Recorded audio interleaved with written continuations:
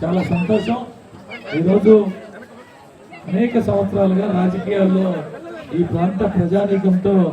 అనేకమైనటువంటి నారాయణ రెడ్డి గారు కావచ్చు, పంతులు సీనన్న కావచ్చు, వారి మిత్ర బృందం అందరూ కూడా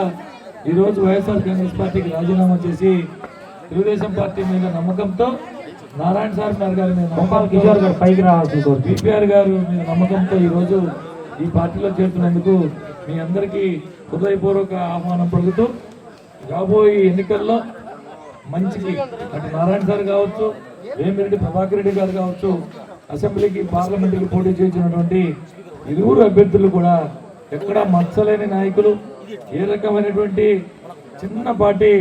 ఇది కూడా లేనటువంటి నాయకులు, ప్రజలకి సేవ చేయాలనే ఆలోచనతో వచ్చిన నాయకులు. కాబట్టి మే 13వ తారీఖు జరగబోయే పోలింగ్ లో ఈ ప్రాంత ప్రజానీకం అంతా ఏకపక్షంగా సైకిల్ గుర్తు మీద ఓటేసి ఎమ్మెల్యేగా అత్యధిక మెజార్టీతో నారాయణ సార్ గారిని, అదేవిధంగా ఎంపీగా పెద్దలు వేమిరెడ్డి ప్రభాకర్ రెడ్డి గారిని అత్యధిక మెజార్టీతో గెలిపించాలని కోరుకుంటూ ఈనాటి ఈ కార్యక్రమంలో ఆహ్వానించిన పెద్దలందరికీ హృదయపూర్వక ధన్యవాదాలు తెలియజేస్తూ దీని అంతటిని ముందుండి ఆర్గనైజ్ చేసినటువంటి పెద్దలు వేమిరెడ్డి విజయభాస్కర్ రెడ్డి గారికి హృదయపూర్వక ధన్యవాదాలు తెలియజేసుకుంటూ సెలవు తీసుకుంటాం. చాలా సంతోషం. ఈరోజు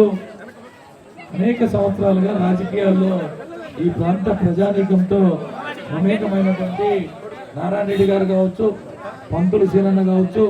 వారి మిత్ర బృందం అందరూ కూడా ఈరోజు వైఎస్ఆర్ కాంగ్రెస్ పార్టీకి రాజీనామా చేసి తెలుగుదేశం పార్టీ మీద నమ్మకంతో నారాయణ సార్ గారి మీద బీపీఆర్ గారు మీద నమ్మకంతో ఈరోజు ఈ పార్టీలో చేరుతున్నందుకు మీ అందరికీ హృదయపూర్వక ఆహ్వానం పలుకుతూ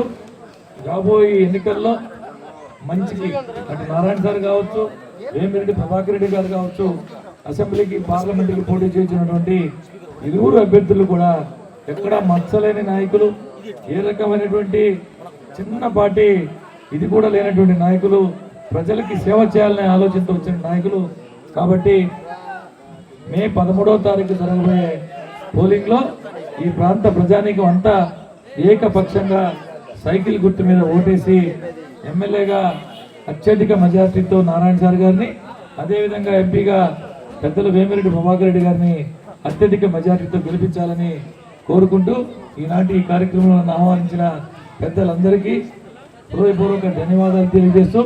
దీని అంతటిని ముందుండి ఆర్గనైజ్ చేసినటువంటి పెద్దలు వేమిరెడ్డి విజయభాస్కర్ రెడ్డి గారికి హృదయపూర్వక ధన్యవాదాలు తెలియజేసుకుంటూ సెలవు తీసుకుంటాం.